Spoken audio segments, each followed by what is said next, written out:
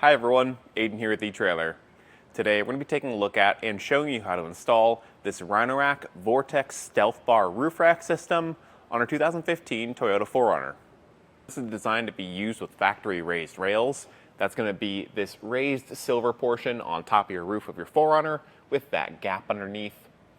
And this is going to be a great way to utilize those factory raised rails and be able to move these around and mount up in a very clean fashion, because this is a flush design where the crossbar doesn't extend out to the side, just gives it a very clean finished look. Now this is going to be Rhino Rack's Vortex bar, which is their aero bar. It's going to be a nice tapered design on both the back and front, making this a good one for cutting through that wind and minimizing wind noise.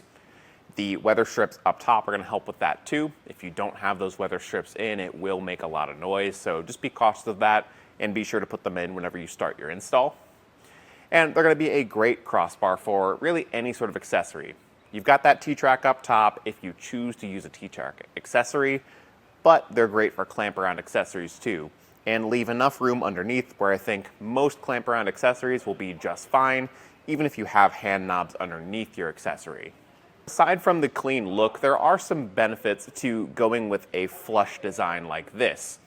A lot of people like to have crossbar overhang for the function of it, because certain accessories like a load assist kayak carrier that'll help you lift your kayak up and into place requires a crossbar overhang.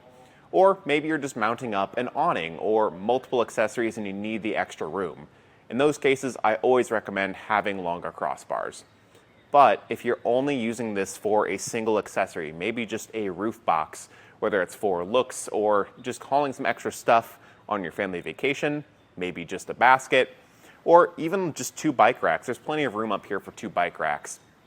Regardless, if you're using this for very few accessories and you don't need all that space, then something like this works perfectly and gives you a clean look in the process. The aluminum crossbars are going to be great for rust resistance, keeping them resistant to the elements over time. So when you're leaving this on your roof, it's not going to be affected. And it maintains a good amount of strength. It does have a 176-pound weight capacity, and that's for the crossbar roof rack system. Be sure to check what the roof capacity on your vehicle is, because if it's lower, you want to go by the lowest rated component. And as we can see, they are a silver crossbar. You can get them in black too. Nothing functionally changes, just the look of it. So if you've got a vehicle where you want to match it a little bit better, you can.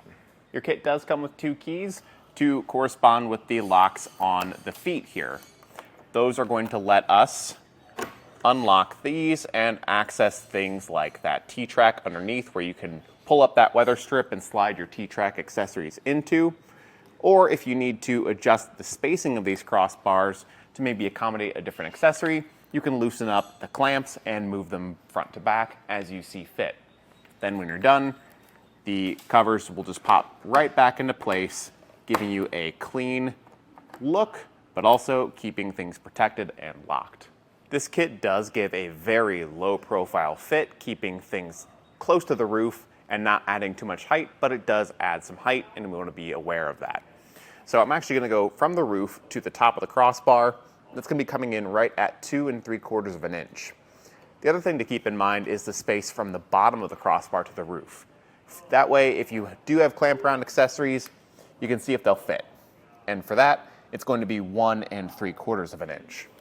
And because there's no fixed mounting points here, you just mount it to wherever your factory raised rails are and what works best for you.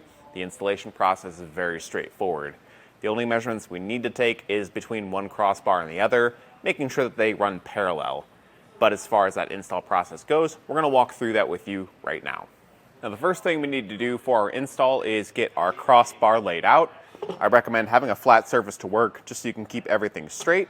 And we're going to pop these end caps off and get some things set up on the table before we take it to the roof. First being our end pieces. These are going to be the rubber pads that sit in between the plastic here and our raised rails on our vehicle. So just line it up with the shape. There's 2 tabs that'll line up with 2 holes on the foot. So get those lined up and push them in. Now if they don't go in all the way, that's fine. As we tighten things down, they'll kind of wedge themselves in place. Right there is good enough. And we'll do that on both sides.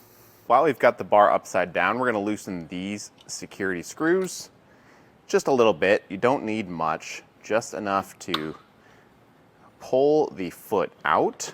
You'll feel when it loosens up, we can pull the foot out as far as it'll go on both sides, and then flip the bar back around to add in our weather strips. Now you get 2 of these with your kit, and it's not enough to fully cover the bar here, but once the cover is on the foot pack, it'll sit there underneath so you won't see any gaps. So my best advice is to just get this laid out as centered as possible. That looks good there, and just add in that weather strip. The best trick for the weather strip is to get one side started and then just kind of go down the line, pressing the other side in. The rest of our work on the table will be done right in here. So flip this bar up, and it's going to expose a screw underneath down in the foot pack. We want to loosen and fully remove this. And all of this is using the same provided Allen key, so no need to keep any extra tools straight. Pop that out and take your band. Now there's going to be a series of numbers here. Depending on the vehicle and the type of fit that you have, you'll use a different number.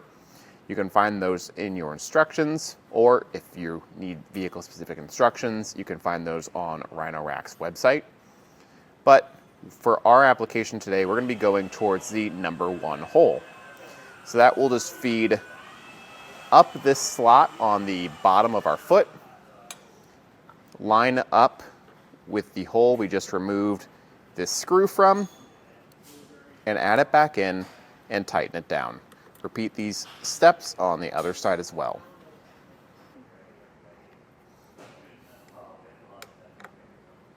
When we're done, fold that bolt back over, and once we get this to the roof, what's going to happen is we'll set this wedge on the inner edge of our raised rail.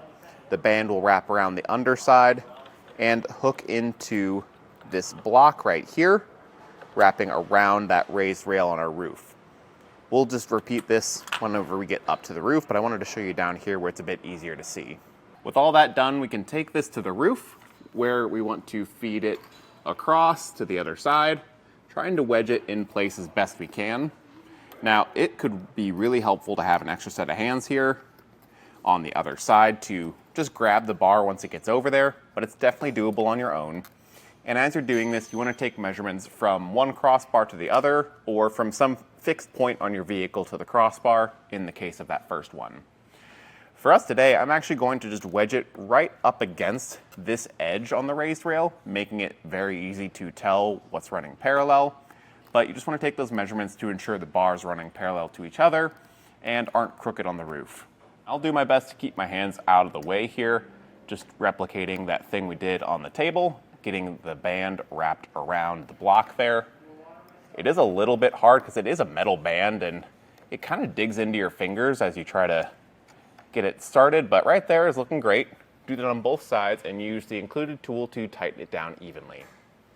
Now, as we're tightening this, Rhino Rack doesn't have an included tool to judge how tight it is. They don't list any specific torque rating. So get it snug on both sides, not over tight, but enough to keep it very still and make sure that this band is sitting flush to the raised rail. With the bands tightened down, we can't forget about that one screw we loosened in the very beginning underneath the foot pack. Again, use the same tool.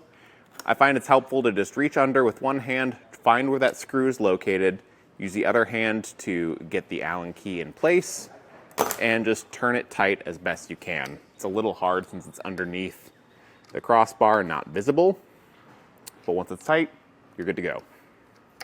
You can lock up the end caps here, so insert your key into the lock core, get that slid in, kind of at a diagonal angle between the locked and unlocked icon, twist it to the unlocked and lock it to add the core. Then you can unlock it to add it back up to the foot here. Now I'm going to have this set up so that the lock core is on the back, so we don't have to see it whenever we're facing our car. So get that lined up, push it into position, and lock it up. And that'll do it for our look at and installation of the Rhino Rack Vortex StealthBar Roof Rack system on on our 2015 Toyota 4Runner. Thanks for watching.